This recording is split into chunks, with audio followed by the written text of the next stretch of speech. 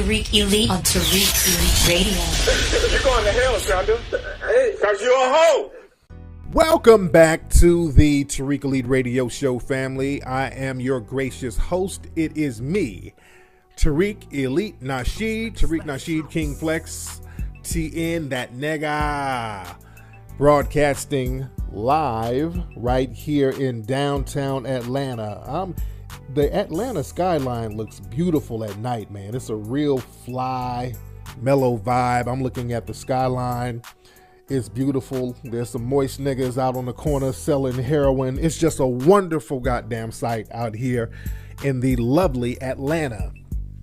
Shout out to all my Atlanta folks. I hope you got tickets to join me for the Moros Lecture Summer Tour tomorrow. That is Thursday, tomorrow night. Get your tickets right now if you don't have them at tariqlive.com. TariqLive.com. All my Atlanta folks, I want to see you in the house. Shout out to Chicago. I was in Chicago a few days ago. Chicago came out and represented. We had a great time in Chicago. The people came out in the rain. It was a packed house and it was raining cats and dogs and people still came out. There was even a power outage at the lecture. Well, before the lecture in Chicago, before we went on, it was about a 10-15 minute power outage. It was totally black in there and the lights and everything came on and everything went off without a hitch. So that was good. Shout out to all the people in Milwaukee. We had a great time in Milwaukee the day before that. So again, get your tickets to join me in Atlanta, TariqLive.com. And I will be in Cleveland this Saturday. That's going to be me, Brother Kaba, David Banner, George Frazier. So that one's going to be off the chain too. So all my Ohio folks, I want to see you in the house. And don't forget to go to HiddenColorsFilm.com to get Hidden Colors 1, 2, and 3. I'm talking about those authentic copies, Hidden Colors 1, 2, and 3. Ladies and gentlemen, so let's chop up some game. I'm not going to be on here too long tonight because I got a lot of stuff to do tomorrow as far as the lecture down here. And my time is off out here. I got jet lag. I don't know what time it is. I'm going to so many different time zones. I lose the sense of what time it is. So I'm just up, down, all around, shaking that thing right to the ground. But anyway, let's talk about some stuff that's going on in the media. Dr. Dre, hip-hop producer extraordinaire, now Apple executive. Dr. Dre, for those who don't know, TMZ reported a story where it looks like a suspected white supremacist tried to get Dr. Dre ambushed. TMZ put out a story saying that it was a road rage incident that happened with Dr. Dre, but this was not a road rage incident. What happened was some suspected white supremacist was in Dr. Dre's driveway at his home in Malibu. Dr. Dre came home, somebody was in his driveway. Dre told the guy, hey, get out of my driveway, move your car, I'm trying to pull in. So the guy started using profanity, started making all types of racial comments. Dr. Dre got out of his car, pulled out his phone to videotape the guy. And the guy was talking about typical black guy with a gun, blah, blah, blah. And the guy called the police. And I assume he left, but the police came to Dre's house and the police actually handcuffed Dre and searched him and they found that he didn't have a weapon. But the story is very interesting. Because, again, TMZ reported this as a road rage incident, and this had nothing to do with no damn road rage. This was a deliberate ambush this white supremacist suspect tried to make, because people in the dominant society, the suspected white supremacists, they know the climate we live in, and they were trying to make an example out of Dre. They were trying to show that we don't care how much money you have, how poor you are, or how rich you are. In a system of white supremacy, any random white person can get you ambushed or killed, possibly. That's what that whole thing was about. That's what this whole thing was about. And it's interesting that the cops would actually handcuff Dr. Dre, believing him or believing the random suspected white supremacists over him, that's how white supremacy works. Because see, people tell me all the time when I talk about systematic white supremacy, I never let up on it. And one thing the white supremacists will try to throw at me, they'll say, well, Tariq, you look like you're doing pretty good financially. What racism? I see racism isn't harming you. You look like you're doing pretty good with your suit on and your expensive watch and your homes and cars. And I'm like, whoa, that don't mean shit. I'm never under the illusion that that's going to save me from white supremacy. I'm just in a prison with more provisions than a couple of other prisoners. But I'm still in a prison of white supremacy, being a victim of it. So I never lose that fact. And black folks never lose that fact. Unless you have collective wealth and resources, it doesn't mean anything. That's why I don't trip on the well-paid Negro syndrome. And a lot of black folks, when they get some money in their pocket and it's just them, you're the isolated black person with resources, that still makes you weak and vulnerable, because that can easily be taken away by the dominant society and the white supremacists if there's not a collective allocation of resources. So Dr. Dre, that was a prime example of how the white supremacists can send the race soldiers at you as a way to ambush you.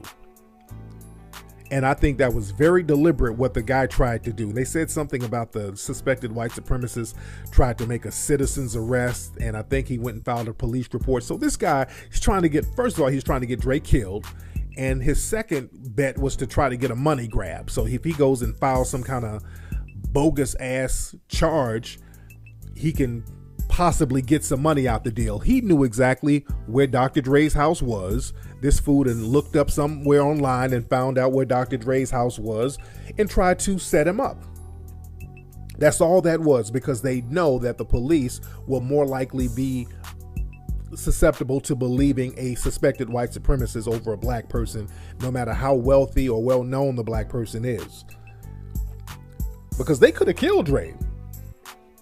They could have easily killed Dr. Dre, but now it would have been a lot of repercussions, but they could have possibly got away with it.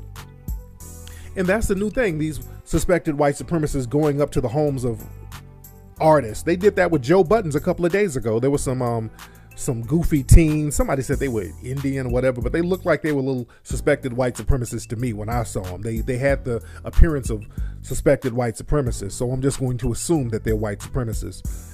And they ran up on Joe Buttons' house, knocking on his door, calling him names, and then Joe Buttons was chasing them, and they were videotaping it. So that was possibly a way to get Joe Buttons caught up. So understand, no matter how famous you are, no matter how much money you have, these white supremacists know that there is a system of injustice that's on their side. And they're using that to target random black folks as a game. This is a game to these white supremacists. Black folks are going to have to start getting serious. Y'all can jump on that damn coon train if you want to. You laying up with the white girl and think that white girl that you out there dicking down is going to save you from these race soldiers setting up ambushes on you. That's why we got to start talking about collective power.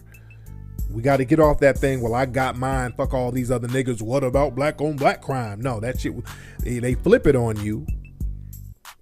So we got to get real serious about what's going on. And that brings me to the topic we're talking about. We're talking about Negro puppets. That's the topic. You got a lot of black folks out here in the media, the entertainment game, the news cycles. We call them coons. And a lot of times, some of them are coons and some of them are just puppets. And there's a difference between a puppet and a coon. A coon is somebody who's basically going out of their way to be detrimental to black society. And there's different forms of coons, by the way. You got different styles of coons.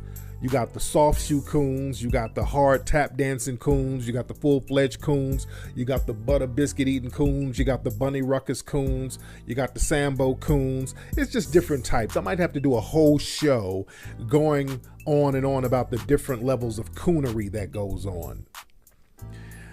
And the difference between the coons and the puppets, and there's a very thin line. And there are some puppets who are coons, by the way. There are some puppets, not some, but there are a lot of puppets who are coons. But there's a very thin line between a coon and a puppet. A puppet is generally used as a token. A lot of times that token black person doesn't go out of his way to detriment black society, but the puppet is used to protect white supremacy. You understand? So that when white supremacy does something, they'll put a puppet out there in the front and say, hey, I'm not racist. Look at those guys right there. There's a black guy.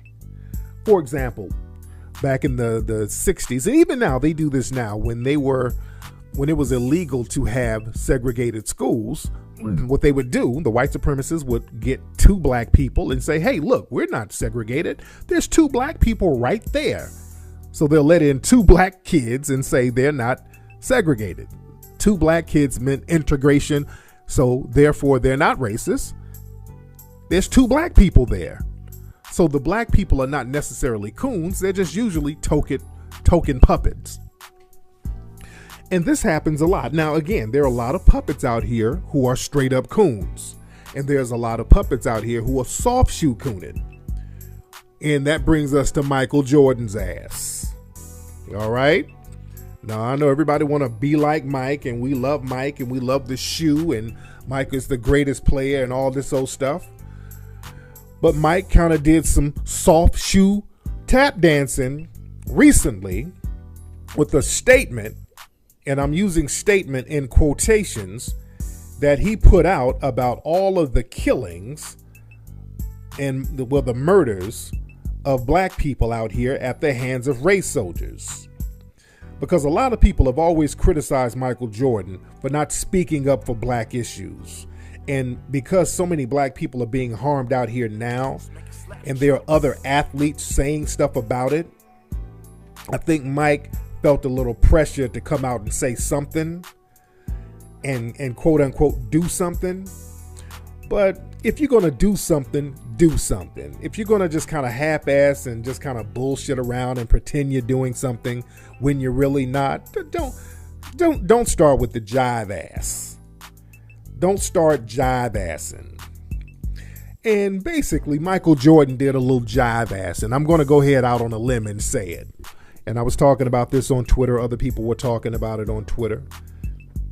So this is the Michael Jordan statement. Michael Jordan put out a statement, and this statement sounds like some puppet shit. It sounds like some white people wrote it and then put his name on it. This is exactly what it sounds like.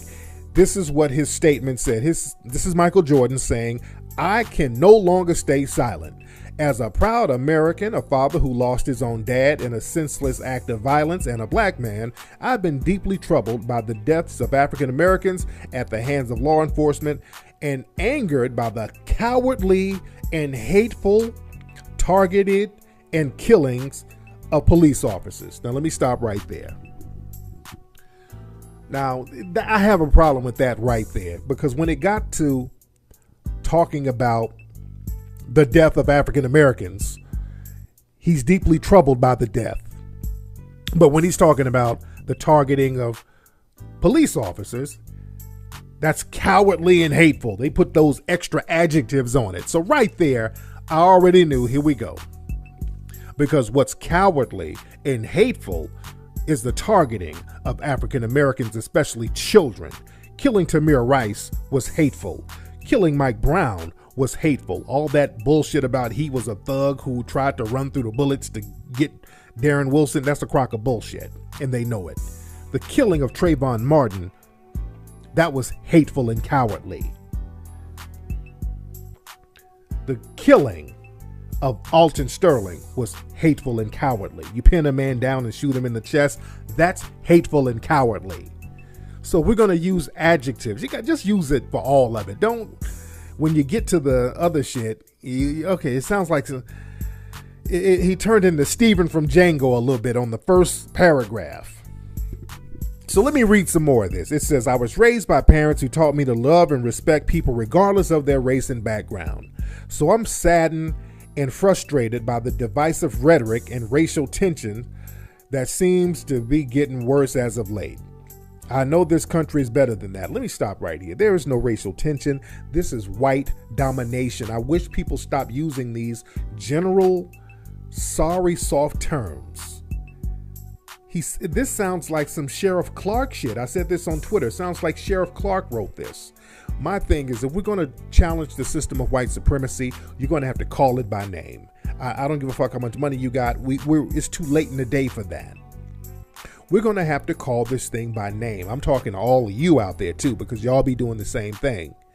Black folks have this thing where you want to play with the words and use terms like, well, divisiveness and racial tension and hatred, and we need to unify. No, we are in a system of white supremacy domination right now. Domination that's turned into terror. We are in a system of white supremacist terror. A black person can get killed by a suspected white supremacist at any given moment, and it's perfectly legal to do. That's what we live in now. There's no divisiveness, ain't no damn tension. That's a terror system. Call it what it is. Stop playing with this thing, family. I say it all the time. I don't give a damn about the white supremacists being mad at me. Y'all gonna be mad at me anyway. Hell, black folks out here with their hands up, laying on the ground, still getting shot. Hell, you might as well speak truth to power. What's all this soft shoe cooning that all black folks have been doing lately for, to be honest, not all, but a lot. I ain't gonna say all, but a lot of black folks have been doing a lot of soft shoeing. But let me finish reading some more of this thing. That we need to find solutions that ensure people of color receive fair and equal treatment, and that police officers who put their lives on the lines every day to protect us are all respected and supported. Over the past 3 decades, I've seen up close the dedication of law enforcement officers who protect me and my family. I have the greatest respect for their sacrifice and service. I also recognize that for many people of color, their experiences with law enforcement have been different than mine. I have decided to speak out in the hopes that we can come together as Americans and through peaceful dialogue and education, achieve constructive change. To support that effort, I'm making contributions of $1 million each to 2 organizations: the International Association of Chiefs of Police's new established Institute for Community Police Relations and the NAACP Legal Defense Fund. Let me stop right there. So basically, Jordan just gave money to 2 white organizations. Yeah, I said it. He just gave money to 2 white organizations. You gave money to the police organizations as a solution. And the NAACP, which is white controlled, white founded, white run. You gave money to the Rachel Dolezals out there. Michael should not have done anything. All you heard right there was a bunch of fucking nothing. Yeah, I'm criticizing that because it's nothing. I don't like when people pretend they're doing something, do some big grand gesture, and it's really a bunch of nothing. Now, I was talking about this on Twitter. Somebody was like, well, Tariq, what you done? Oh, good question, because I got receipts. I've donated thousands, not millions like Jordan, but I've donated thousands of dollars to black causes, black schools, black activists, black individuals, getting black folks in school, getting black folks businesses funded.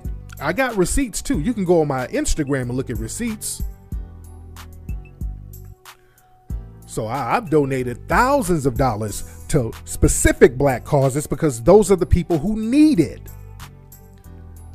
Those are the people who need the resources. So you giving money to suspected race soldier organizations,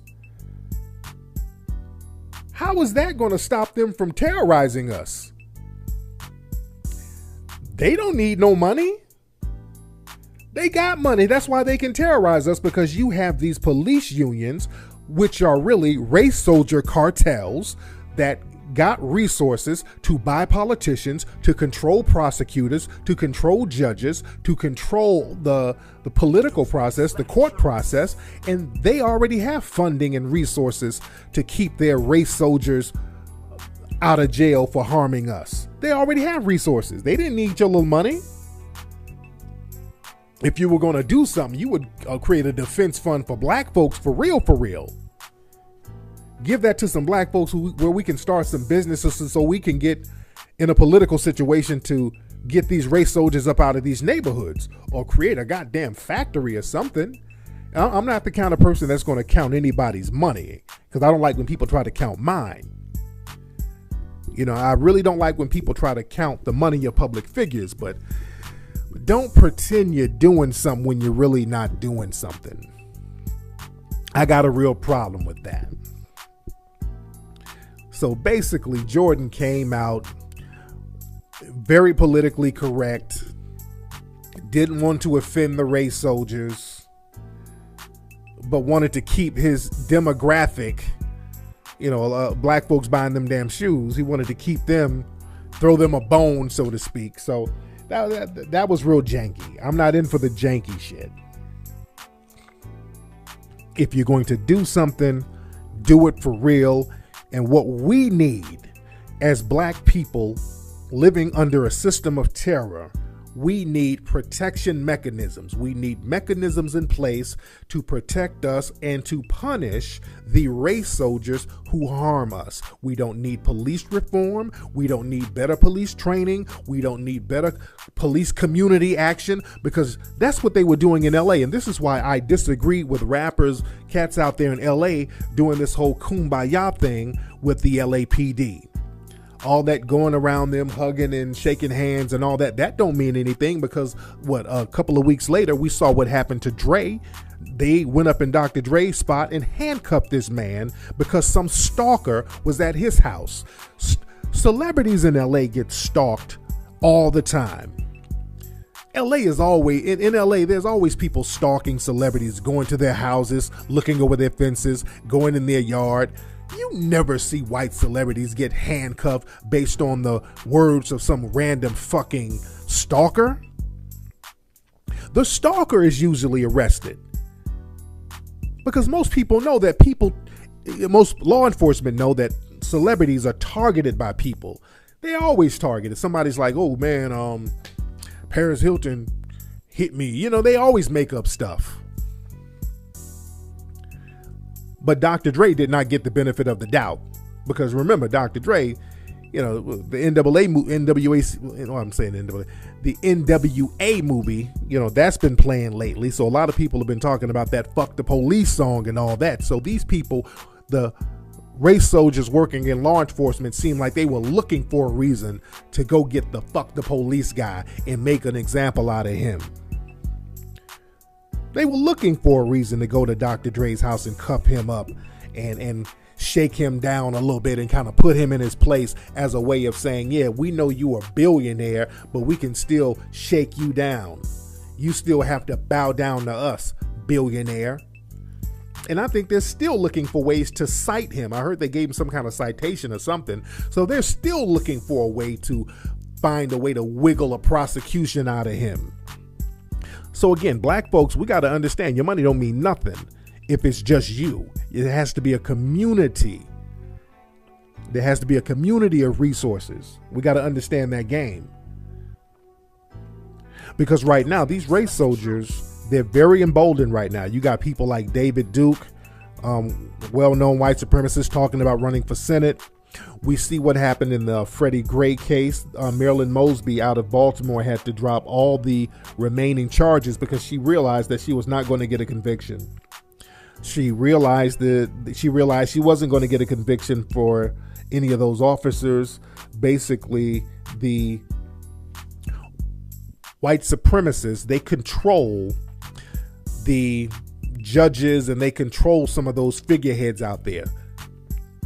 See, that's what I talk about when we talk about the Negro puppets. With Freddie Gray, that situation, Freddie Gray had his constitutional rights violated all across the board. This man had his Fourth Amendment rights violated. Illegal search and seizure. He had his Fifth Amendment rights violated.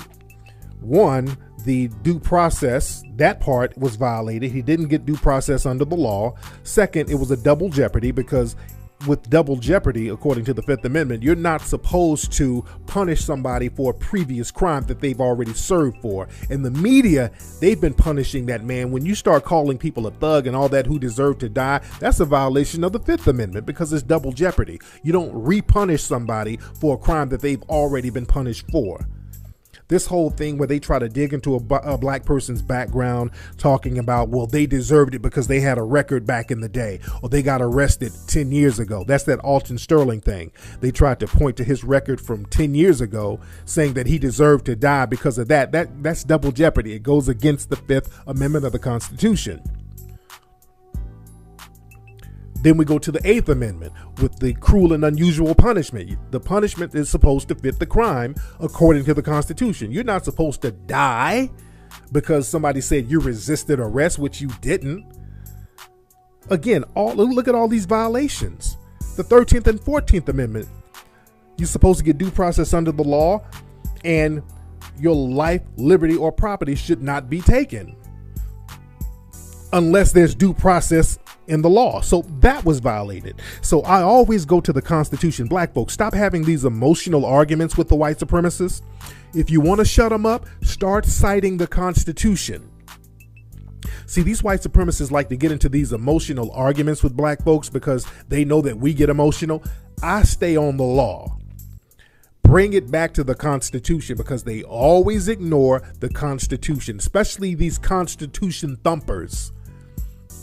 Because the reality is white supremacy trumps the Constitution. The I'm white and I say so law always trumps the Constitution, which proves we live in a system of white supremacy. So I always bring that Constitution up. But the thing is, one thing the white supremacists like to do when they point to the Freddie Gray case, they always talk about, well, how is it racism? And Baltimore is run by the blacks. Is a black prosecutor, black city council, is a black judge. Understand, many of these people are black puppets. A lot of these so-called cities with black people running them, these are black puppets. They're controlled by the white supremacists. Just like the judge. What's the judge name in the Freddie Gray case? I think his name is Barry Williams, a black guy. And the white supremacists love bringing him up. But Barry, that brother, and this is another thing. In the Freddie Gray trial, most of the police officers took bench trials instead of jury trials. A lot of folks don't know that. Only one officer, the black officer, William, I forgot, I think William something. The black officer, the first one, he took a jury trial, and the jury, it was a mistrial because the jury was deadlocked. So they threw that case out. But all the other race soldiers, they took bench trials, meaning no jury. The judge had to make the decision. Now, understand, most of these black judges in these cities, most of them are 100% controlled by the white supremacists, and they have to do the bidding of the white supremacists. Most of these prosecutors who are black and police chiefs who are black are 100% controlled by the white supremacists. They're nothing but puppets, and they have to do the bidding of white supremacists. Because the judge in the Freddie Gray case, if he chose to sentence and convict one of those race soldiers, do you know his career would be over? These white supremacists would have sabotaged his career, and he knows that. When black judges and black prosecutors challenge white supremacy, the white supremacists will sabotage their career and get them the fuck up out of those positions. Look at what they're doing to Marilyn Mosby. Marilyn Mosby is the black prosecutor, but the fact that she challenged white supremacy, these white supremacists have been going in on that woman. They've been trying to sabotage her, sue her, file lawsuits against her, get her disbarred. They've been doing everything in their power to sabotage her, and they have sabotaged her to the point where she had to drop the case. That shows you who really runs these cities. That proves that ain't no black person running nothing. You see who runs the show when you go against white supremacy. And Marilyn Mosby is a great example. And look at another judge, a brother out there in Kentucky, Judge Olu Stevens. He was another black judge, one of the few who challenged white supremacy. They got him up out of there. All these little secret committees that we don't know about that's run by the white supremacists start popping up, and they have these little secret meetings and secret hearings where they can remove you. Those are the people. You'll see who runs white supremacy. You'll see the people who run these cities when you go against white supremacy. Don't be fooled by puppets, family. Do not be fooled by puppet Negroes. The white supremacists, they have refined the system of white supremacy by putting black faces on white supremacy. Just like with Obama and the Department of Justice and all that. They like to use that whole, well, Obama and Eric Holder, who's black, they found that, the Michael Brown case, that was a lie. Hands up, don't shoot was a lie. No, it wasn't a lie. Mike Brown didn't run through no damn bullets. Don't let nobody fool you. That whole I'm white and I say so narrative that Mike Brown ran through bullets while he was getting shot, that's some science fiction Terminator shit. And Eric Holder and Obama, what are they going to really do? That's not going to be reversed the next day. What are they going to do? If they found somebody guilty, what are they really going to do? The white supremacists who really run the show would reverse it the next day. Eric Holder and Obama are powerless. They can't do anything that will not be reversed by the white supremacists the very next day. And the white supremacists know that. So they couldn't do anything but the bidding of white supremacy. Don't let nobody put these puppets out there and make you think that they have some kind of power. They do not. And some of these sports channels, like ESPN, is coon central. People have been telling me about all the coonery that's been going on there. It's just coon central at ESPN. I don't even watch it. One thing, I was at the barbershop today here in Atlanta, and I saw them. They were talking about a statement from Richard Sherman. Now, Richard Sherman, I thought Richard Sherman was a rider. He's from LA, but they forced him on the coon train. Richard Sherman, they done forced him on the coon train because I think, and that's another thing. I don't like when reporters and all these people at ESPN pretend to ask black athletes about racial issues because they're just going to give a coon answer, because if they told the truth, the white supremacists would reprimand them. These athletes can't really tell the truth. If they told the truth, they would be reprimanded. And Richard Sherman, somebody asked him about all this stuff that's going on. And somebody said this. They said, Richard Sherman, let me see what this say. Hold on one second. Get my glasses because I'm old and blind and shit. It says, Richard Sherman, what do you say to people who say that violence in the black community is a result of institutional racism? Their communities are devoid of opportunity that creates circumstances that breed crime and violence. Now, that's a loaded question, by the way. That's that whole white supremacy. I'm trying to frame the narrative in my favor. The problem is not no damn black on black crime. The problem is white supremacy, because black on black crime is punished. White supremacy is not, and the white supremacist terror system can harm you at any given moment, at any given time, any given where. If you want to avoid black on black crime, just avoid an area where there's economic deprivation, because that's the only place where black on black crime happens. Where the hell do you go to avoid white supremacy? Nobody can tell you that. But this is Richard Sherman's answer. He said, well, I say to some degree that's true. There's low funding for education, very few jobs to go around, but there are people also who work hard to take care of their families. My family did a great job. Same inner city, Watts, South Central California. They work hard, didn't make the most money, but they took care of their kids in the neighborhood, took care of us to make ends meet, kept us out of gangs and all that nonsense. But I think there is also a mentality that we want to blame somewhere else for black fathers not being there, for all these people having all these kids and nobody raising them. We want to say that that's systematic, but when do we stop saying it's systematic and move forward and make a difference? Okay, now that's soft shoe cooning right there. That's that white supremacist, let's blame single black mothers. That whole let's blame black families on white supremacy. The problem ain't that. That has never been the problem. That is a crock of bullshit. Even when black families were together, black folks would get killed, lynched, disenfranchised economically by the white supremacists. That has always happened because we live in a constant state of white supremacy. That is the problem. They want to get you to focus off white supremacy. If black men and black women stop having babies and everybody got married tomorrow, what the fuck do we do about white supremacy now? That ain't gonna stop white supremacy. Alton Sterling didn't get shot because his daddy wasn't there. Because they don't know that. They didn't ask him. Let's be real. Trayvon Martin didn't get executed and lynched because his father wasn't there, because he was at his father's house or going on his way to his father's house. Stop letting people run that game on you. That's that I'm white and I say so. I'm going to frame the narrative in my own way. But Richard Sherman, the white supremacists, they've been propping him up lately now that he's been making soft shoe coon remarks. Now, oh wow, Richard he's real intelligent. He went to Stanford. He's so intelligent. Now remember, when Richard Sherman was yelling at that white lady, was it a reporter a couple of years ago? When Richard Sherman, he got real hyped up after a game and he was kind of gloating and yelling at this female reporter, this white lady. Oh, he was all types of niggers and thugs and degenerates and lowlifes. Nigger from Compton, lowlife thug degenerate. They called him every negative name you can think of.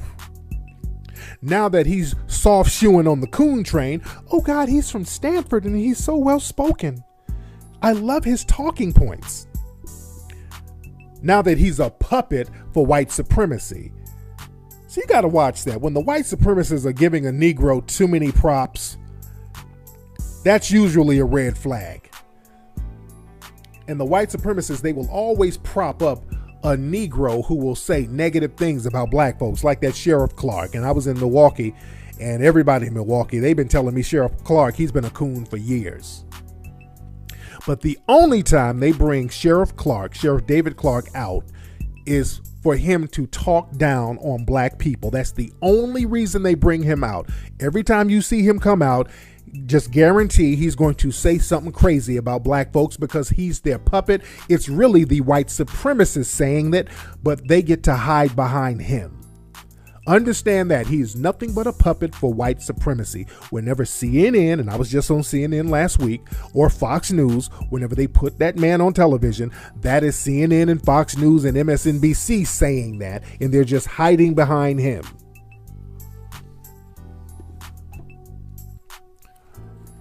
Because what's interesting, a lot of these people talk about the white supremacists always use the Democrat deflection. They like to deflect away from white supremacy and start talking about Democrats and Republicans. That's another trick of white supremacy, a deflection tactic to talk about something totally unrelated. Well, the problem's not white supremacy, it's the liberals, the Democrats, that's using black people. They don't give a fuck about no Democrat. They like Democrats as long as Democrats represent white supremacy. Do you know David Clark is a Democrat? A lot of people think that David Clark, Sheriff Clark, is a Republican and a conservative. He's not. And he spoke at the Republican National Convention. How do you have a Democrat speaking at the Republican National Convention? Why? Because he's representing what the real political party is, white supremacy. They brought him out for the Republican National Convention to make all those crazy ass comments about black folks. So the real political party was, and always has been white supremacy. And we got to understand this thing too, family. These white supremacists, when they start getting real comfortable, speaking of Fox News, because Bill O'Reilly said something very interesting earlier today that people were talking about on Twitter. At the Democratic National Convention, Michelle Obama gave a very good speech. And I like Michelle Obama.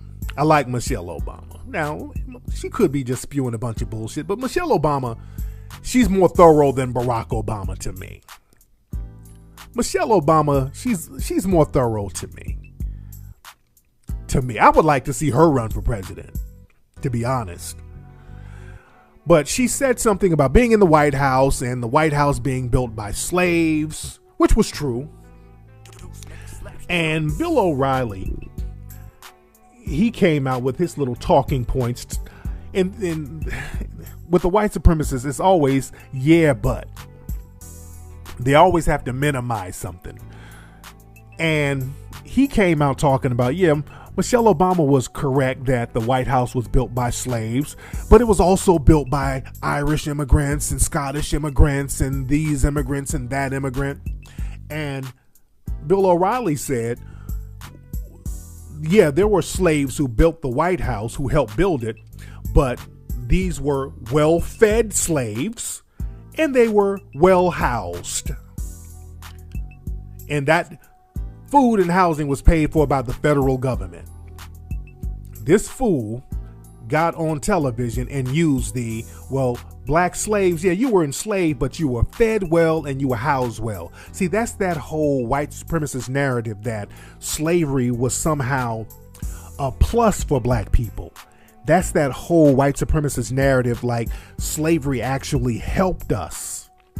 Slavery was like a good thing for black folks because we were over in Africa starving in a hut, and the good white folks came and enslaved us and gave us all of these good things. So you kind of should be grateful, huh? It's that narrative. See, watch these white supremacists when they start using that. That's that whole thing with Cliven Bundy. He kind of went there when Cliven Bundy got real emboldened when they had that first standoff with the government. Remember, go back to his speech. He was like, well, let me tell you what I know about the Negro. You know, I was driving past the little housing project and I'm like, well, you know what? Those blacks, those coloreds, those Negroes could have been better in slavery. You know, slavery wasn't really so bad now, was it? See, when they start talking that, that's letting you know when they start talking that openly, because the white supremacists, they talk that privately. Because understand, they never wanted slavery to be over. Don't let nobody fool you into believing that anybody fought for the freedom of black folks. They never did. Nobody fought for no damn black people's freedom. The Civil War was not for the freedom of black people. That is one of the biggest lies. If a white supremacist tell you that, understand you're dealing with a white supremacist. They did not fight to free no damn black people. They did not fight to free black people. That whole freeing the black folks thing, that came later as a way to sabotage the South, because the South, they went to war with the United States. See, all those Confederates talking about I love America and all that, those same Confederates, again, went to war with the United States. They were trying to break up the Union. So in order to sabotage that, they said, okay, they told the Africans, hey, man, we win this thing, you'll be free. So don't let nobody tell you. We broke that down in Hidden Colors 1. That's why you need to study these films. Study Hidden Colors 1. We break that down. Brother Kaba breaks that down beautifully. How the Civil War was not to free African people at all. Lincoln was a white supremacist. He said he was. He believed in the supremacy of the white race. Didn't give a fuck about no black people. He was a white supremacist. Most of those forefathers were. And that's their words, not mine. Many of them went on and on about how supreme they were as white people. So I'm not saying it. This is them. That's why we got to know history. This is why y'all need to study those Hidden Colors films up and down, because you got these white supremacists out here trying to revise history, talking about slaves were well fed. Are you serious? That's why, you know, they have these little books like George Washington's birthday cake and all that. Yeah, I talked about that on the show before, how they tried to revise history, and they got all these movies with white faces in them, and they're supposed to be Egyptians and Africans. These white supremacists love revising history. All that bullshit about, well, we were well fed. Get the fuck out of here. That slavery wasn't so bad. Yeah, I'm pretty sure that people were thinking about how delicious the cornbread was after they were being raped.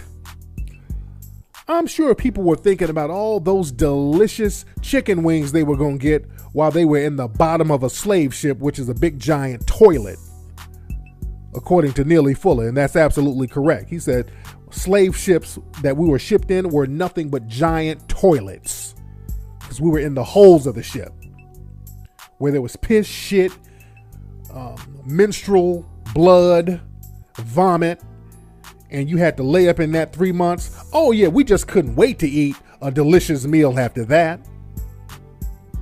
You watch these white supremacists, they're getting real sick and demonic with the shit that they're saying and doing now. Talking about how well fed slaves were. In between beatings, rapings, and the selling of your children, but the meals were delicious. That's what we're living in, family. Unapologetic white supremacy. Black folks, you got to start thinking about empowerment. These folks are demented and sick. They don't have no sympathy for you.